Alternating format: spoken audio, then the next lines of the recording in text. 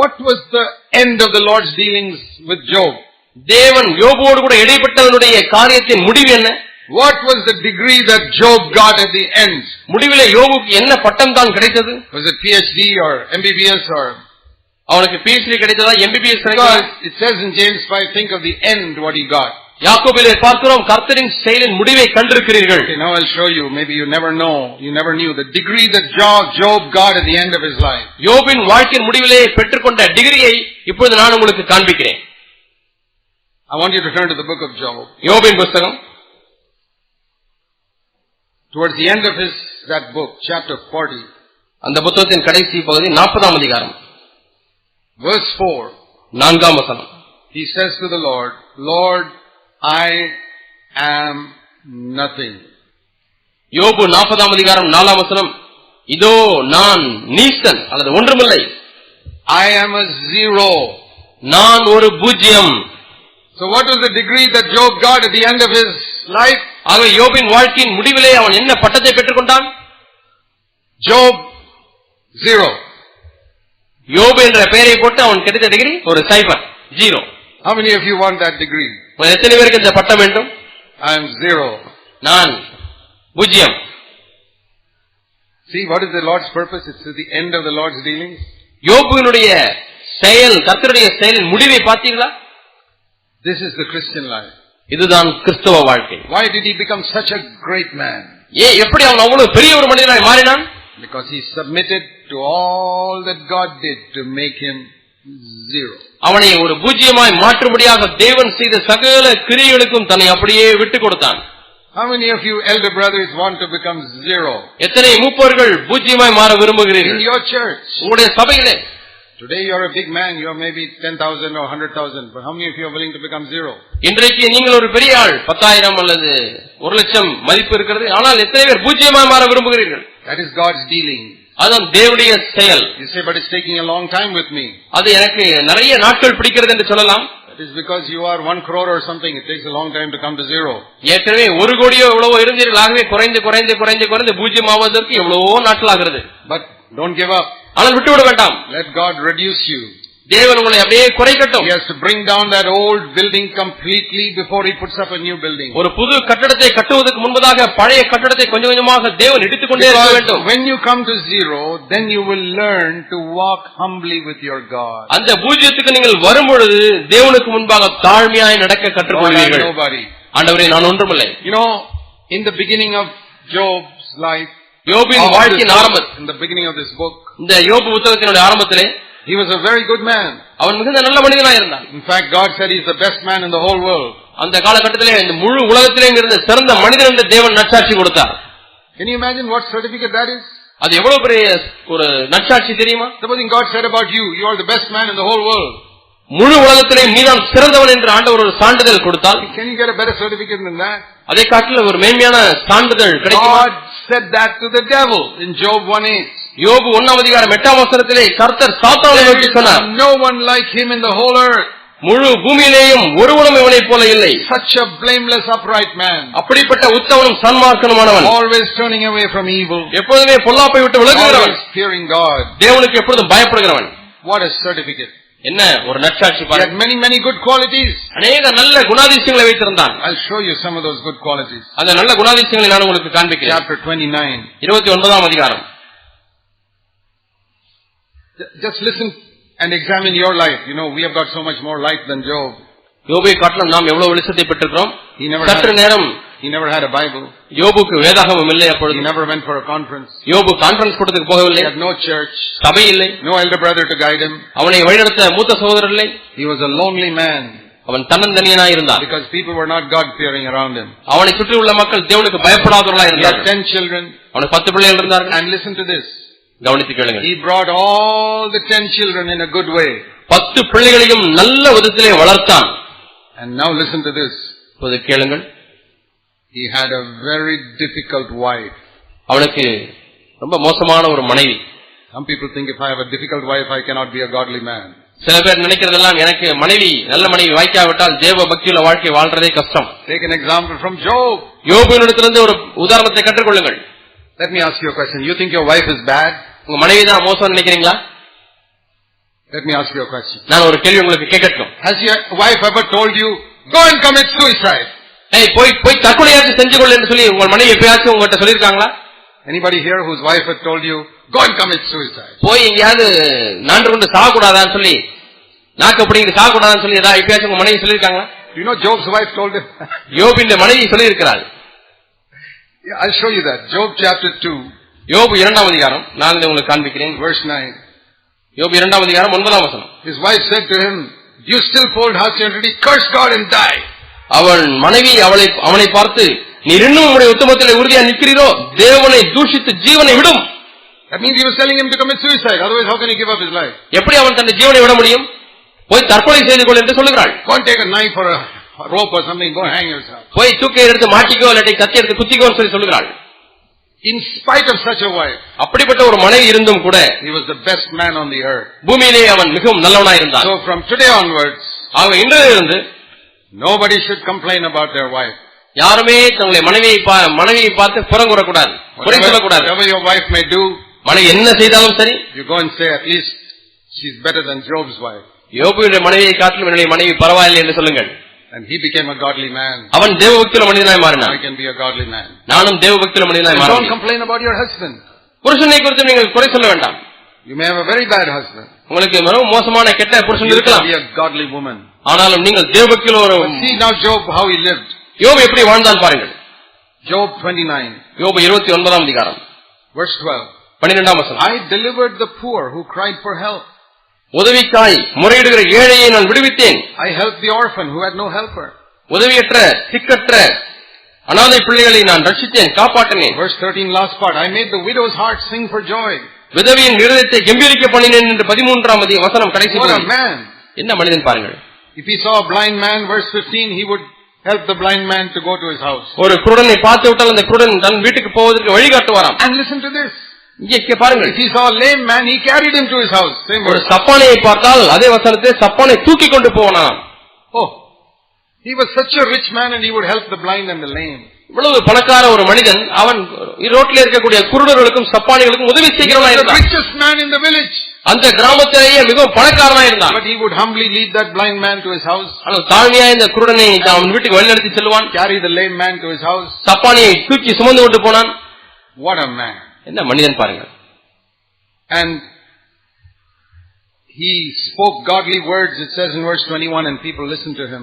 21ஆம் வசனத்திலே ஆலோசனையை பகிர்ந்து கொண்டான், அதை ஜனங்கள் கேட்டார்கள். Chapter 31. 31ஆம் அதிகாரம். He never lusted with his eyes after a woman. ஒரு காலம் தன்னுடைய கண்களினாலே இச்சிக்கவில்லை அவன். He says, I would turn my eyes away from pretty women so that I don't look at them.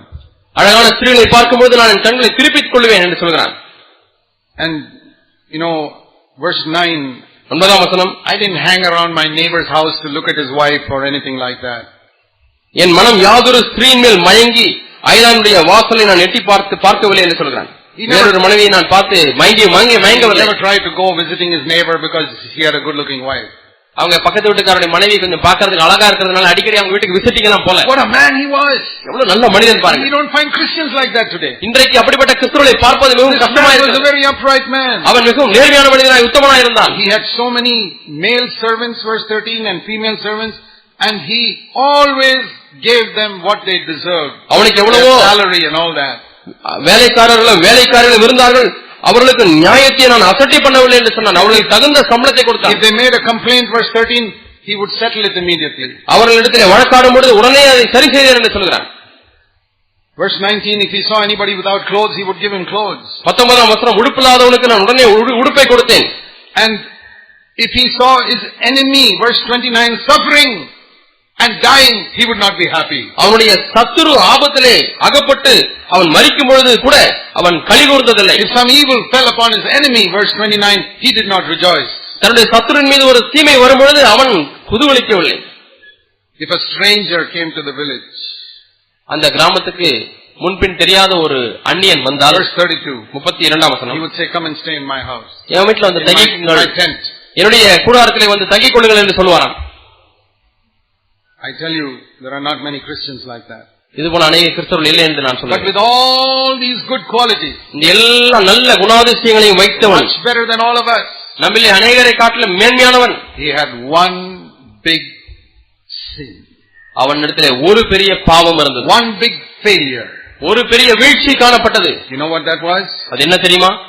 He was proud of his holiness. தன்னுடைய பரிசுத்தத்தை குறித்து பெருமையுள்ளவனாய் இருந்தான். And you can see that in these chapters. இந்த அதிகாரங்களிலே நீங்கள் வாசிக்கலாம். See what I have done. நான் என்ன செய்தேன் பாருங்க. I have done this. நான் இதை செய்தேன். I have done this. இதை செய்தேன். இதை செய்தேன். This. இதை This. இதை Oh, I've done so many things. நல்ல காரியங்களை நான் செய்திருக்கிறேன். All were good things. எல்லாமே நல்ல காரியங்கள் தான். But he had this big sin of spiritual pride which he did not even know. அவன் தானாக பெரிய ஆவிக்குரிய பெருமை அவனிடத்தில் இருந்தது, அது அவனுக்கு தெரியாமலே இருந்தது. You also may be like that. நீங்களும் அப்படி இருக்கலாம். Maybe you have been a believer 20-30 years. 20-30 வருஷங்களாக விசுவாசியாக இருந்திருக்கிறீர்கள் சொல்லலாம். Over your life. வாழ்க்கையை பின்னிட்டு திரும்பி பார்க்கிறீர்கள். Say, yeah, I have done this for God. நான் தேவனுக்கு இதை செய்தேன். Done this. இதை செய்தேன். I brought up my children. என் பிள்ளைகளை வளர்த்திருக்கிறேன். My home. குடும்பத்தை கட்டியிருக்கிறேன். I served God. தேவனுக்கு ஊழியம் செய்திருக்கிறேன். Been a blessing to so many people. அநேகருக்கு ஆசீர்வாதமாக இருக்கிறேன். And you go through the list. இப்படி அந்த அட்டவணையை திரும்பவும் நீங்கள் பார்த்து கொண்டே இருக்கிறீர்கள். And the more you think about it, அதை கொஞ்சம் அதிகமா என்ன the more it proves you are not a zero.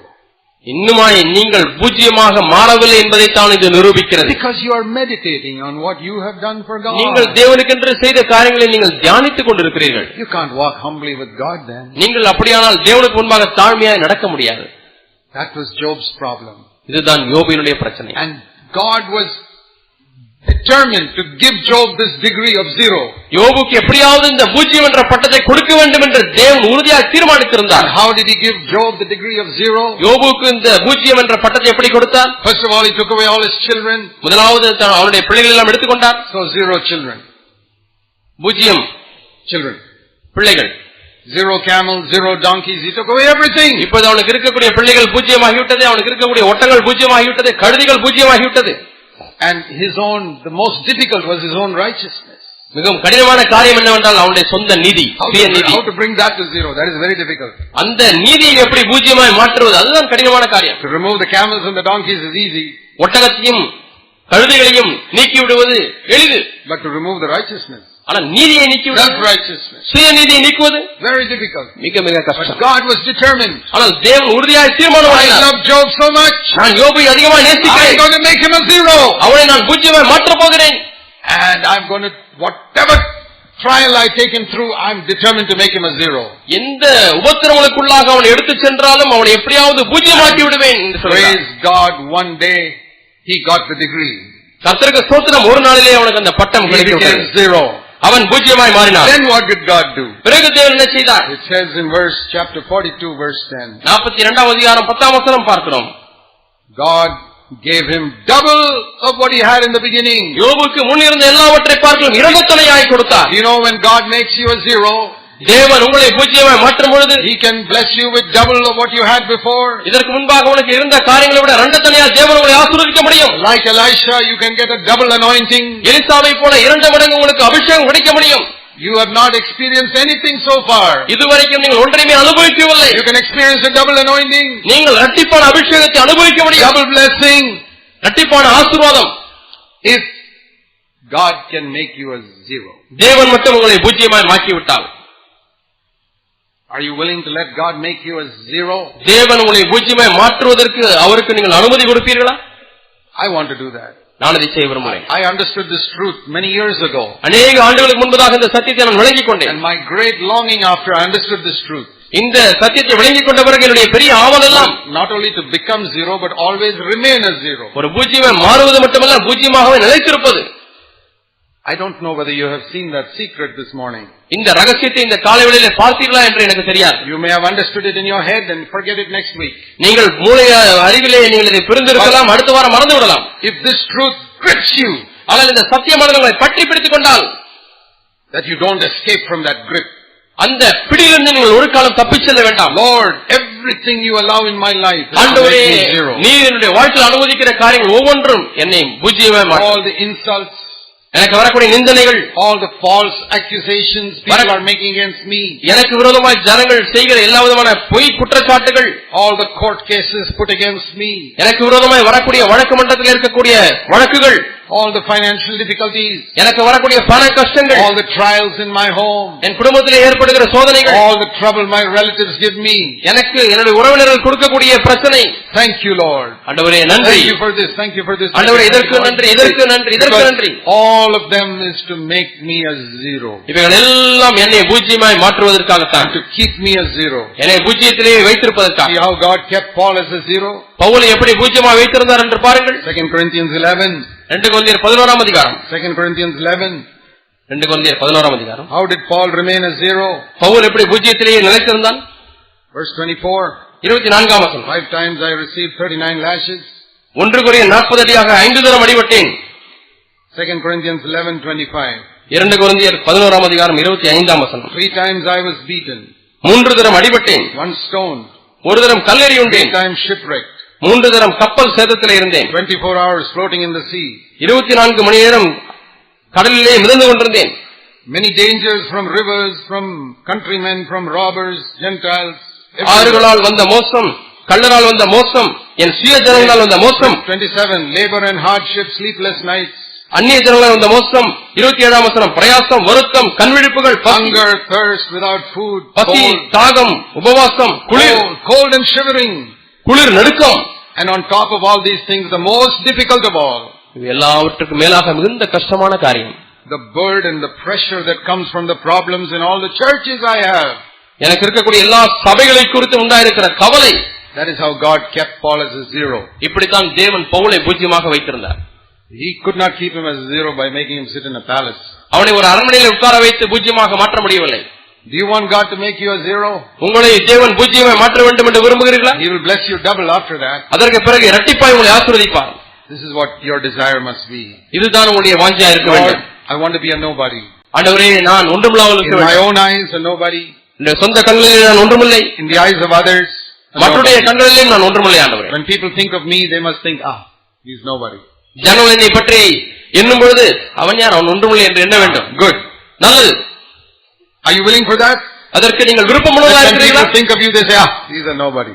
ஜனங்கள் உங்களை பத்தி எண்ணும் பொழுது அவன் யார், ஒண்ணும் இல்லை அப்படின்னு சொல்லி நினைக்கணும். That's the best place to be.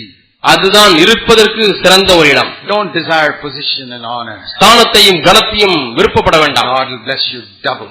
தேவன் உங்களை இரட்டிப்பாய் ஆசீர்வதிப்பார். And you will learn what it is to walk humbly with God. அப்பொழுது தேவனுக்கு முன்பாக தாழ்மையாய் நடப்பதை நீங்கள் விளங்கிக் கொள்வீர்கள். Heavenly Father, நாம் தலைகளை வணங்கி ஜெபிப்போம். பரலோக பிதாவே, search our hearts. உங்கள் இதயத்தை ஆராய்ந்து பாருங்கள். Show us the pride we have in our holiness. உங்களுடைய பரிசுத்தத்தை குறித்து எங்களுக்கு இருக்கிற பெருமையை ஆண்டவரே எங்களுக்கு காண்பியும். Humble us like you humbled Job. யோபுவை தாழ்த்தினது போல எங்களை தாழ்த்திவிடும். Help us to see that we are nobodies. நாங்கள் ஒன்றுமில்லை என்பதை உணர்ந்து கொள்ள உதவி செய்யும். To remain nobodies all our life. வாழ்க்கை முழுவதுமாய் ஒன்றுமில்லை என்ற நிலையிலே இருக்கட்டும். Pray in Jesus' name. இயேசுவின் நாமத்தில் ஜெபிக்கிறோம் பிதாவே. ஆமென்.